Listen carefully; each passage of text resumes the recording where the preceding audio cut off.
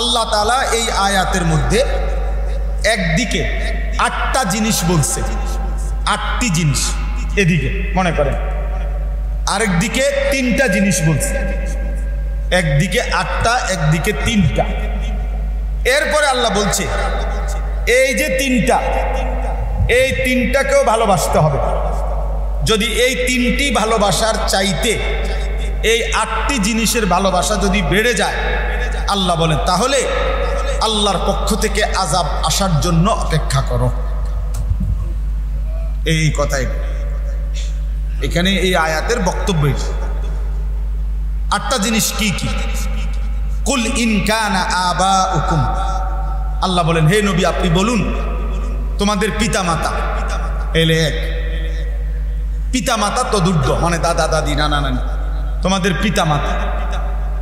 পিতামাতা মানুষের প্রিয় কিনা বলেন না?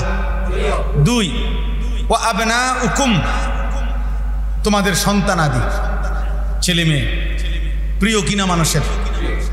3 ওয়া ইখওয়ানুকুম, তোমাদের ভাই বোন ভাই বেরাদর। 4 ওয়া আজওয়াজুকুম, তোমাদের স্ত্রীগণ। 5 ওয়া আশিরাতুকুম, তোমাদের আত্মীয় স্বজন। তাহলে এগুলো সব প্রিয় কিনা আমাদের? 1 তোমাদের পিতা মাতা, 2 সন্তানাদি, 3 ভাই বোন, 4 স্ত্রী, 5 আত্মীয় স্বজন। কটা হলো? 6 আমওয়ালুন ইকতারাফতুমুহা, তোমাদের জমানো সম্পদ, টাকা পয়সা অর্থবিত্ত যা জমাইছ, জমানো সম্পদ। 7 ওয়া তিজারাতুন তাখশাউনা কাসাদাহা, প্রত্যেকেই যেই উপার্জনটা করো, যার যেই উপার্জন, চাকরি, ব্যবসা, কৃষি, বিদেশ, অটো, সিএনজি, যে যেটাই হোক, যার যেটা উপার্জনের মাধ্যম এত প্রিয় এটা তোমার, যে তুমি ভাবতেছো এটা যদি তোমার থেকে সরে যায় তো তোমার সব শেষ। এরকম প্রিয় উপার্জনের মাধ্যম এটা। 7 8 ওয়া মাসাকিনু তারদাউনাহা, তোমার পছন্দের ঘরবাড়ি। পছন্দের কি? ঘরবাড়ি। এই কয়টা হলো? বাদ পড়লো কোনটা? কিচ্ছু বাদ পড়ে। কি আশ্চর্য, মানে একেবারে আল্লাহ তাআলা রাজি আলাইছে। আজীব আয়াত। তোমাদের পিতামাতা, তোমাদের সন্তানাদি, তোমাদের ভাই বেরাদর, তোমাদের স্ত্রীগণ, তোমাদের আত্মীয় স্বজন, তোমাদের জমানো সম্পদ, তোমাদের ব্যবসা, কৃষি, চাকরি, উপার্জনের যেই মাধ্যম সেটা। 8 তোমাদের পছন্দের ঘর বাড়ি। আল্লাহ বলেন এই 8টি। এবার এদিকে কয়টা? মিনাল্লাহ, আল্লাহর ভালোবাসা, ওয়া রাসূলিহি, রাসূলের ভালোবাসা, ওয়া জিহাদিন ফি সাবিলিহি, আল্লাহর রাস্তায় জান মালের জিহাদ করা, এই জিহাদের ভালোবাসা। বুঝছেন? এবার আল্লাহ বলেন যদি আহাব্বা ইলাইকুম, এই 8টি যদি প্রিয় হয় বেশি এই 3টির চাইতে, ফাতারাব্বাসু, তাহলে অপেক্ষা করো, হাত্তা ইয়াতি আল্লাহু বিআমরি, অল্প সময়ের মধ্যেই তোমার উপরে আল্লাহর আযাব আসবে। আল্লাহর আযাব আসবে, তুমি বিপদে পড়বাই, তুমি লজ্জিত হবাই, তুমি লাঞ্ছিত হবাই। হয় ছেলে কষ্ট দিবে, নয় মেয়ে কষ্ট দিবে, নয় ফুতে কষ্ট দিবে, নয় ফুতের বউ কষ্ট দিবে, নয় নিজের বিবি কষ্ট দিবে, নয় মেয়ের জামাই কষ্ট দিবে, নয় পাড়াপড়শি কষ্ট দিবে, নয় স্বাস্থ্য ভাই জ্যাঠতো ভাই কষ্ট দিবে।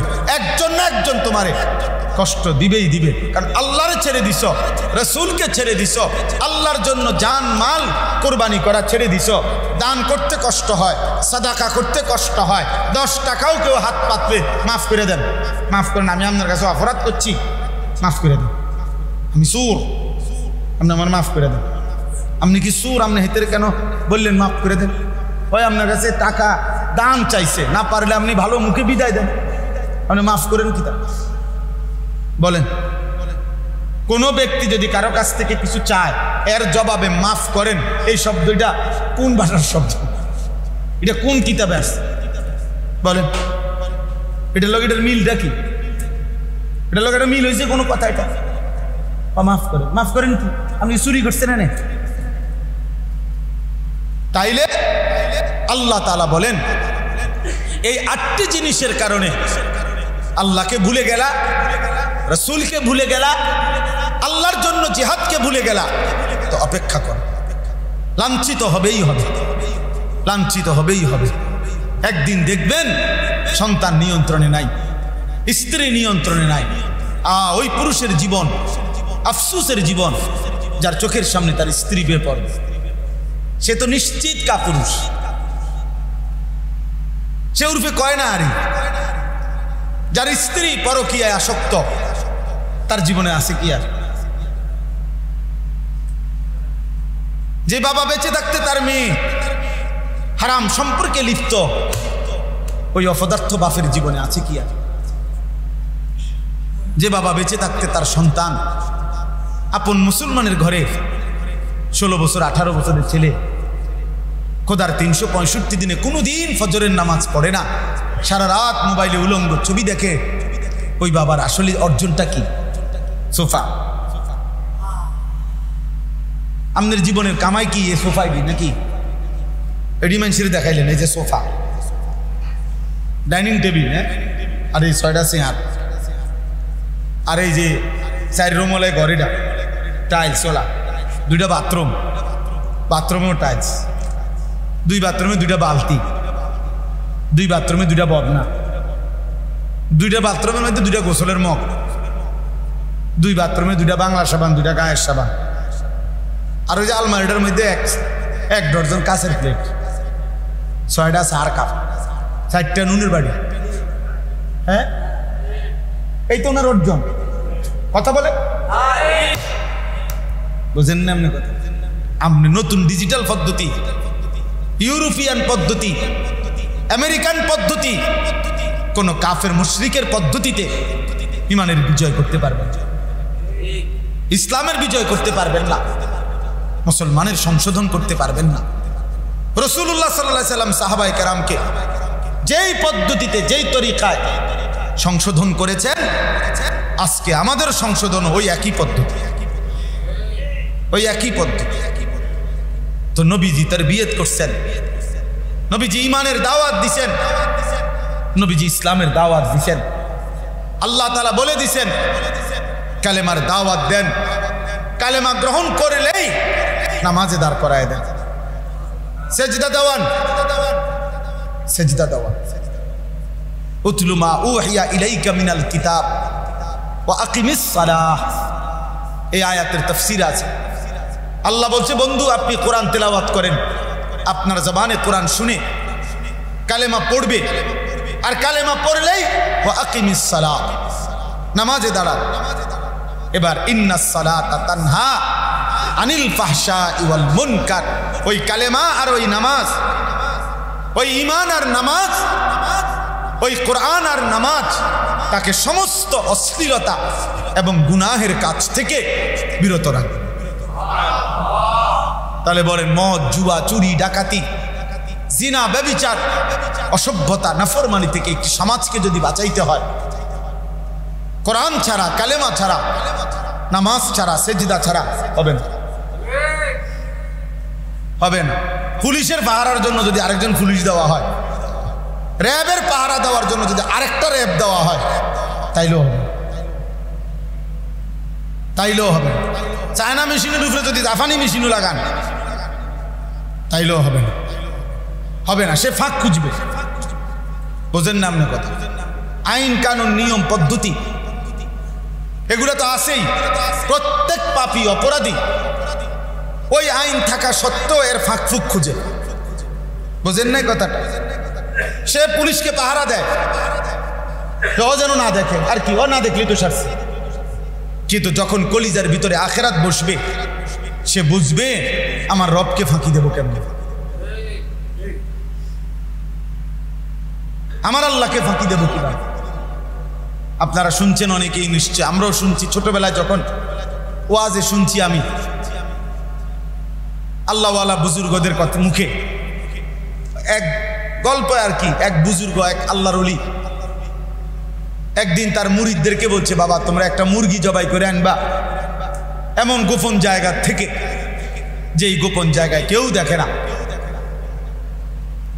তো সব মুরিদ একটা একটা মুরগি জবাই করে আনছে, কেবল একজন মুরিদ একটা মুরগি আস্তাই নিয়ে আইছে জবাই না করে। তো হুজুর জিজ্ঞাসা করছে, বাবা তুমি মুরগিটা জবাই করলে না কেন?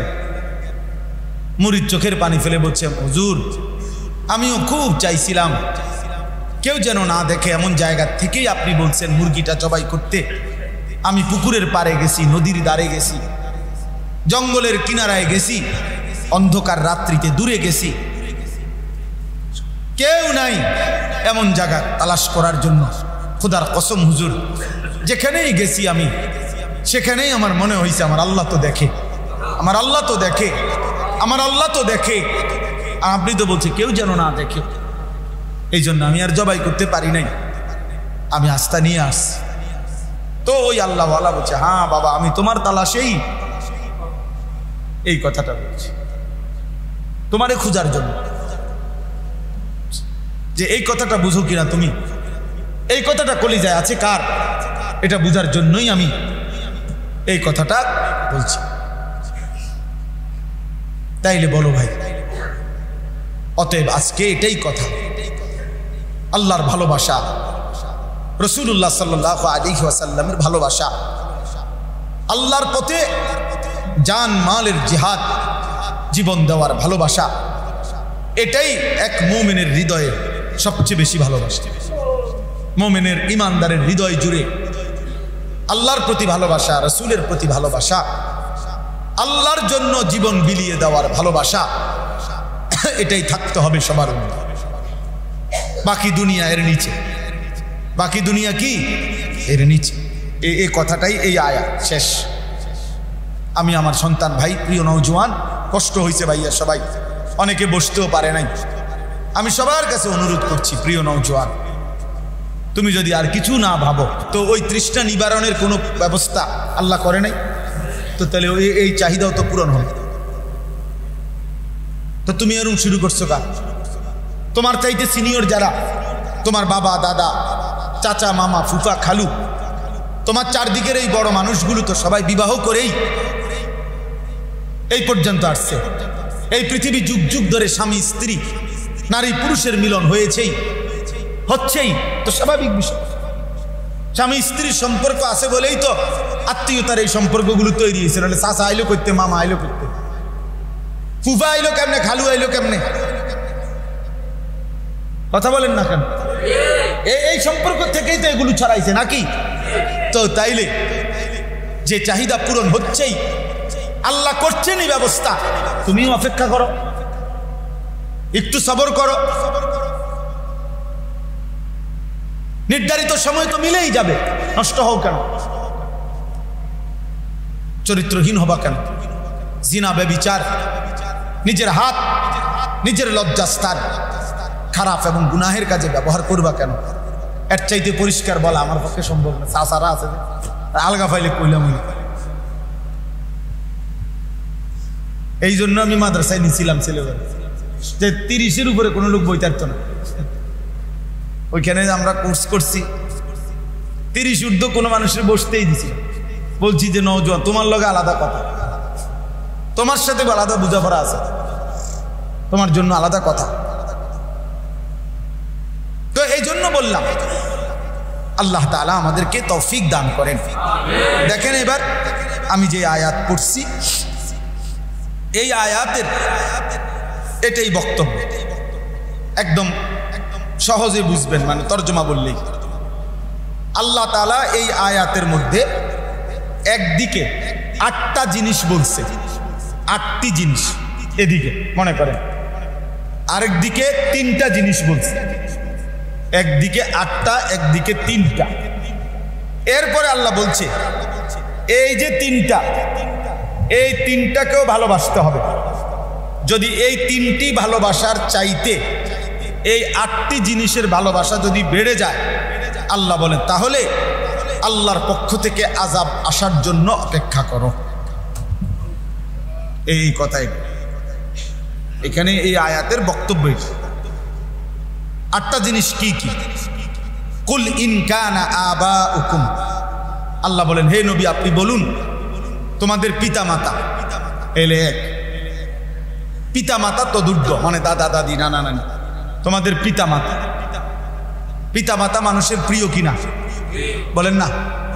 2 ওয়া আবনাউকুম, তোমাদের সন্তানাদি, ছেলে মেয়ে প্রিয় কিনা মানুষের? 3 ওয়া ইখওয়ানুকুম, তোমাদের ভাই বোন, ভাই বেরাদর। 4 ওয়া আজওয়াজুকুম, তোমাদের স্ত্রীগণ। 5 ওয়া আশিরাতুকুম, তোমাদের আত্মীয় স্বজন। তাহলে এগুলো সব প্রিয় কিনা আমাদের? 1 তোমাদের পিতা মাতা, 2 সন্তানাদি, 3 ভাই বোন, 4 স্ত্রী, 5 আত্মীয় স্বজন। কটা হলো? 6 আমওয়ালুন ইকতারাফতুমুহা, তোমাদের জমানো সম্পদ, টাকা পয়সা অর্থবিত্ত যা জমাইছ, জমানো সম্পদ। 7 ওয়া তিজারাতুন তাখশাউনা কাসাদাহা, প্রত্যেকেই যেই উপার্জনটা করো, যার যেই উপার্জন, চাকরি, ব্যবসা, কৃষি, বিদেশ, অটো, সিএনজি, যে যেটাই হোক, যার যেটা উপার্জনের মাধ্যম, এত প্রিয় এটা তোমার যে তুমি ভাবতেছো, এটা যদি তোমার থেকে সরে যায় তো তোমার সব শেষ। এরকম প্রিয় উপার্জনের মাধ্যম এটা। 7 8 ওয়া মাসাকিনু তারদাউনাহা, তোমার পছন্দের ঘরবাড়ি, পছন্দের কি ঘরবাড়ি। এ কয়টা হলো? বাদ পড়লো কোনটা? কিচ্ছু বাদ পড়ে। কি আশ্চর্য, মানে একেবারে আল্লাহ তাআলা আমরা রাজি আলাইছি। আজিব আয়াত।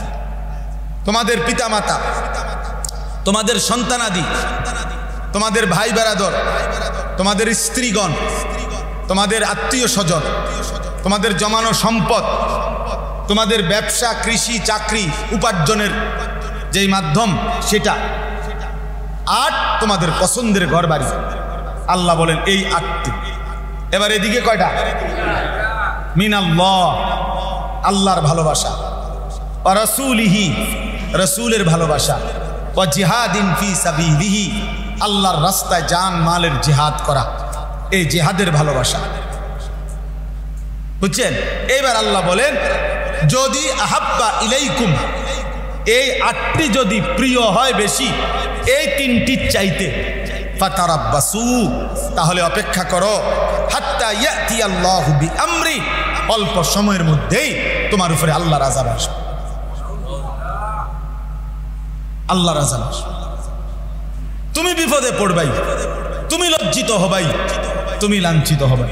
হয় ছেলে কষ্ট দিবে, নয় মেয়ে কষ্ট দিবে, নয় ফুতে কষ্ট দিবে, নয় ফুতের বউ কষ্ট দিবে, নয় নিজের বিবি কষ্ট দিবে, নয় মেয়ের জামাই কষ্ট দিবে, নয় পাড়াপড়শি কষ্ট দিবে, নয় স্বাস্থ্য ভাই জ্যাঠতো ভাই কষ্ট দিবে।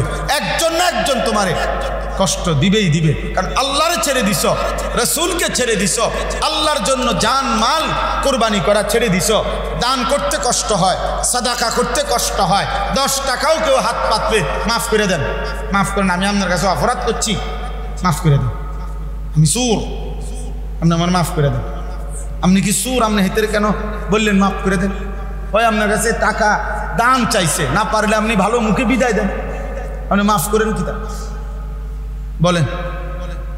কোনো ব্যক্তি যদি কারো কাছ থেকে কিছু চায়, এর জবাবে মাফ করেন, এই শব্দটা কোন ভাষার শব্দ?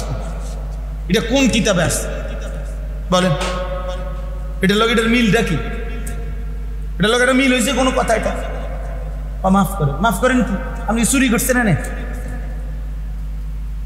তাইলে আল্লাহ তাআলা বলেন এই 8টি জিনিসের কারণে আল্লাহকে ভুলে গেলা, রাসূলকে ভুলে গেলা, আল্লাহর জন্য জিহাদকে ভুলে গেলা, তো অপেক্ষা কর, লাঞ্ছিত হবেই হবে, লাঞ্ছিত হবেই হবে।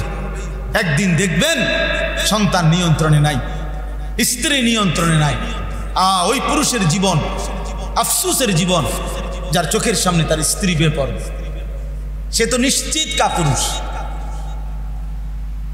সে উর্ফে কয়নারি। যার স্ত্রী পরকীয়ায় আসক্ত, তার জীবনে আছে কি আর? যে বাবা বেঁচে থাকতে তার মেয়ে হারাম সম্পর্কে লিপ্ত, ওই অপদার্থ বাপের জীবনে আছে কি আর?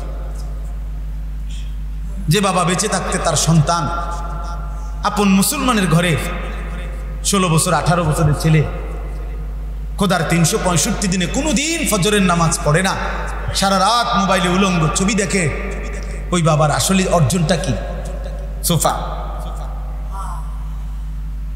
আমাদের জীবনের কামাই কি এই সোফায় কি নাকি? এডি মানুষের দেখাইলেন এই যে সোফা, ডাইনিং টেবিল, হ্যাঁ, আর এই 6টা চেয়ার, আর এই যে 4 রুমওয়ালা ঘরেটা টাইলস ওলা, 2টা বাথরুম, বাথরুমেও টাইলস, 2 বাথরুমে 2টা বালতি, 2 বাথরুমে 2টা বদনা, 2টা বাথরুমের মধ্যে 2টা গোসলের মগ, 2 বাথরুমে 2টা বাংলা সাবান, 2টা গায়ের সাবান, আর ওই যে আলমারিটার মধ্যে 1 ডজন কাঁচের প্লেট, 6টা চার কাপ, 4টা নুনের বাড়ি। হ্যাঁ, এই তো ওনার অর্জন। কথা বলে, এই তো আমাদের 60 বছর, এই তো আমাদের 60 বছর, 60 বছর দেখাইলেন তো এক মুসলমান। এটাই তো হওয়ার কথা ছিল। তো আখেরাত, ছেলের নামাজ, মেয়ের পর্দা, স্ত্রীর পর্দা, হালাল হারাম, জায়েজ না জায়েজ, সুদ কিস্তি, ওজনে কম দেওয়া, ঘরে প্রতিদিন রঙিন টেলিভিশন চলে যে, ছেলে মেয়ে নাতি নাতনি যে নর্তকীর নাচ, জিনাবে বিচারের দৃশ্য দেখে, তো এই পুরা ফ্যামিলির আখেরাতের কি হালাত, কবরের কি হালাত, এই ভেবে। আর যদি কোনোদিন আসতে না পারি তো আজই বলি, আর যদি কোনোদিন দেখা না হয় তো যুবক হাসরের ময়দানেই দেখা হবে। সেদিন বলবো আমরা যে আমরা তোমাদেরকে বলছিলাম, আমরা তোমাদেরকে বলছিলাম। আমি এখনো বলছি, সারা দিনে ব্যস্ততায় ব্যস্ততায়, আজকেও আসরের নামাজ পড়ে হোটেলে ভাত খেয়েছি, ইচ্ছা করে, খানা আছে আমি জানি, সবখানেই খানা ছিল। জুমার নামাজের বয়ান করছি, আসরের নামাজের আগে বয়ান করছি, তো আর খিদা লাগছে, তো আসর সালাম নামাজ পড়েই হোটেলে ভাত খেয়েছি। এই দিন কোনো অসুবিধা নাই, খানা নাই দেখে না, সময় নাই, কবি ইধার কবি উধার, कभी अर्श पर कभी फर्श पर, कभी उनके दर कभी दर बदर, गमे आशिकी तेरा शुक्रिया मैं कहां कहां से गुजर गया, कभी हो रास्तों में तन्हा कभी हो गुरूद सहरा, मैं जुनू का हम सफर हो मेरा कोई घर नहीं। আল্লাহর পথে যে ডাকে মানুষকে, তার শেষ কথা এটাই হয় যে আমি এক পাগলা সফরে আছি রে ভাই, যে সফরে কোনো ঘর বাড়ি নাই। मैं जुनू का हम सफर हो मेरा कोई घर नहीं। ঘর আছে মানে বুঝাইলাম আর কি, যে চলতে থাকা, দৌড়তে থাকা, আল্লাহর কথা বলতে থাকা। আল্লাহু লা ইয়াহদিল কওমাজ জালিমিন, আল্লাহ বলেন এই 8টি জিনিসের লোভে যে পড়ে গেছে, আল্লাহ এবং রাসূলকে যে ভুলে গেছে, খুদার কসম আল্লাহ বলছে সে ফাসিক, সে পাপী। আর এমন পাপীকে আমি আল্লাহ জান্নাতের পথ দেখাবো। এই যে পরের শেষ কথা, আল্লাহু লা ইয়াহদিল কওমাল ফাসিকিন, এমন ফাসিক আমাকে ছেড়ে দিলি বান্দা, ঠিক আছে, বাত মিলবে বান্দা, দুনিয়া মিলবে, বিল্ডিংও হবে, বিয়েও করতে পারবা, বাচ্চাও হইব, আখেরাত মিলবে। কি মিলবে না? আখেরাত দেব না, জান্নাত দেব না, দুনিয়া দেব। দুনিয়া তো বান্দা আমি জানোয়ারকেই খাওয়াই, তোমারে খাওয়াবো, বাঘ ভাল্লু গরু ছাগল কুকুর বিড়াল তাদেরকেও তো আমি দুনিয়া দেই, তোমারে দেব না। বলে একটা বাঘ আমাদের চাইতে বেশি খায় না কম খায়? 3 বেলায় গোস্ত খায়। বাঘ ফাঙ্গাস খায়নি? আপনি জিজ্ঞাসা না। সিংহ ফাঙ্গাস খায়নি? তো আপনি জিজ্ঞান না। আলুর ভর্তা ডাল দিয়া দেন না, দৌড়ানি দিব আমি। ওই যে বেটা আমার বাপ দাদা 14 গোষ্ঠী জীবনে গোশত ছাড়া, আমরা ফ্যামিলির ঐতিহ্য, আমরা অন্য কিছু খাই না, ঠিক না বলেন? তাহলে এক জানোয়ার তো আমাদের চাইতে দুনিয়া বেশি ভোগ করে। তাইলে প্রিয় বন্ধু বলো ভাই, শুধু দুনিয়া ভোগ করে আখেরাত শেষ করে দিলাম? দুনিয়া তো খুব বেশি ভোগ করতে পারবা না। বড় লোক কি খায়? বড় লোক ওই যে বড় লোকের মসজিদে জুমা পড়ায়, বিরাট বিরাট বড় লোক, বিরাট বিরাট একবার তাল গাছের সমান বড় লোক, কোটি কোটি টাকার বড় লোক দেখছি না? ভেজিটেবল খায়, ভেজিটেবল না না শাক, শাক তো বাংলা শাক, শাক বললে তো এটা বেয়াদবি। ভেজিটেবল খায় স্যার, ভেজিটেবল। আরে স্যার আপনি ভেজিটেবল খান, আপনি ইংরেজি কইলে এটা কি গরুর গোস্তের উপরে গেছে গা কি বলেন? আপনি যে ইংরেজি মারেন ভেজিটেবল অর্থ আমরা কিছু বুঝি না। স্যারে ভেজিটেবল খান, স্যারের কপালে ভেজিটেবল তো বেশি কিছু না। খান স্যার, ভেজিটেবল খান আর সুদে টাকা লাগান, আরামে টাকা লাগান, হিসাব দিবেন। আর 4টা মিল ফ্যাক্টরি হুজুর কাজ ধরছি একটা, ওখানে 20 একর, ওখানে 30 একর। আল্লাহ আমাদেরকে হেফাজত করেন। চলেন আমরা ইনশাআল্লাহ আল্লাহকে ভালোবাসবো, ইনশাআল্লাহ রাসূলুল্লাহ সাল্লাল্লাহু আলাইহি ওয়াসাল্লামকেই ভালোবাসবো। আল্লাহর জন্য আমরা নিজের আখিরাতের জন্য নামাজ পড়বো ইনশাআল্লাহ। প্রিয় যুবক বলো ভাই ইনশাআল্লাহ ফজরের নামাজ পড়বা ভাইয়া। আমি অনুরোধ করলাম, এটা একটা বিশেষ কারণ আছে ভাইয়া। শেষ কথা, ইহুদিদের ধর আমার কাছে কিতাব আছে, আরবি কিতাব, ওই কিতাবে স্পষ্ট আছে, ওলামায়ে কেরামকেও বলি ভাইয়া, তাওরাতের ভবিষ্যৎবাণী এটা। মুসলমানের ওই জামাতের হাতে, মুসলমানের ওই জামাতের হাতে ইহুদিদের চূড়ান্ত পরাজয় হবে। মুসলমানের যেই জামাত ফজরের নামাজ এবং জুমার নামাজ, আল্লাযীনা হুম কানু ফি সালাতিল ফজর কা সালাতিল জুমআ, মুসলমানের যেই জামাতের বৈশিষ্ট্য হবে এই, যাদের ফজর এবং জুমা বরাবর, মানে জুমার উপস্থিতি যতজন, ফজরের উপস্থিতিও কি ওই জামাতের হাতে, মুসলমানদের ওই গ্রুপের হাতে ইহুদিদের চূড়ান্ত বিজয়। বুঝছেন হিসাব? সাংঘাতিক কথা না এটা? আজকে কোনোভাবেই আমরা ফজরের মুসল্লি বাড়াইতে পারছি না কেন? দুশ্মনের সমস্ত কলা কৌশল রাত্রকে কেন্দ্র করে, রাত্রকে কেন্দ্র। আমার কাছে আমাদের ওই দিন বলল, ওই গ্যালারি সিস্টেম খেলার মাঠ বানায় যে এখন নতুন করে, দেখছেন ছোট ছোট মিনি স্টেডিয়াম, চারিদিকে নেট, উঁচা একবারে পুরাটাই নেট, উপরেও নেট। মুরব্বীরাই দেখছেন, আপনি দেখবেন করতে চা খাইতে খাইতে জানছে এই নেটওয়ালা ছোট আর কি মিনি স্টেডিয়াম, শর্ট বাউন্ডারি খেলে ছেলেরা। তো এই খেলার জন্য আমাদের কুমিল্লায় একটা স্টেডিয়াম হয়েছে, সারা 17টা উপজেলার ছেলেরা ওইখানে অনলাইনে 1 ঘন্টা 3000 টাকা খেললে, আপনার অনলাইনে মানে টিকিট কাটে, খেলে, কারো কারো সিরিয়াল রাত 1টা থেকে 2টা, রাত 2টা থেকে 3টা, 3টা থেকে 4টা, আইয়া হেনে বয়ে বয়ে ঘুমায়, হ্যাঁ 1টা বাজতে তো খেলে। খেলা পৃথিবীতে এত দরকার হয়ে গেছে যে 12টা পর্যন্ত আগে জাগা, তাই ঘুম যাওয়ান লাগবে। মুসলমানের সন্তানের কলিজায় খেলা এতটা দরকার হয়ে গেছে যে রাত্রে 1টা জায়গা হলেও কি করতে হবে? বুঝছেন হিসাব? এজন্য যারা ফিকির করেন আরো কষ্ট করেন, অল্পতে হবে না। মানুষের পরিবর্তনের জন্য যাদের কলিজায় ব্যথাত আছে আরো মেহনত করতে হবে। আল্লাহ তৌফিক দান করেন। আমার একটা স্বপ্ন, আমার ওই মাদ্রাসা, যেই মাদ্রাসায় আমার কুমিল্লা ময়নামতি ক্যান্টনমেন্ট, আলহামদুলিল্লাহ আমার মাদ্রাসায় হেদায়েতুন নাহু পর্যন্ত, মানে ক্লাস 8 পর্যন্ত জামাত আছে, হেফজখানা আছে, নাজেরা আছে, নুরানি আছে।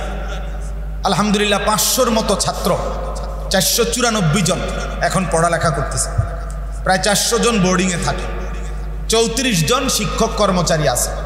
কিন্তু আমার একটা আশা যে আমি সম্পূর্ণ স্বতন্ত্র আরও একটা প্রতিষ্ঠান ওইখানে আলাদা তৈরি করতে চাই, যেটা হবে মাদ্রাসাতুল মুসলিমিন, সকল মুসলমানের মাদ্রাসা, অর্থাৎ স্কুল কলেজ ইউনিভার্সিটি, শিক্ষিত অশিক্ষিত, দিন মজুর কুলি ঠেলাওয়ালা প্রত্যেকেই তাদের জন্য আলাদা শিক্ষক আলাদা স্টাফ নিয়োগ দিয়া ভবন।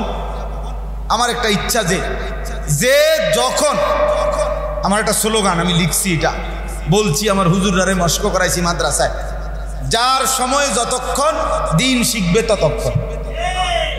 সোজা হিসাব, আপনি 3 ঘন্টার জন্য আসবেন, আপনি 3 ঘন্টায় একটা কিছু শিখবেন, আপনি অজুটাই শিখেন। 1 ঘন্টা আপনি চাচা রুকুটা ঠিক করে যান। 2 ঘন্টার জন্য আসছেন তো 2 ঘন্টায় আপনি ফরজ গোসলটা ঠিক করে দেখে যান।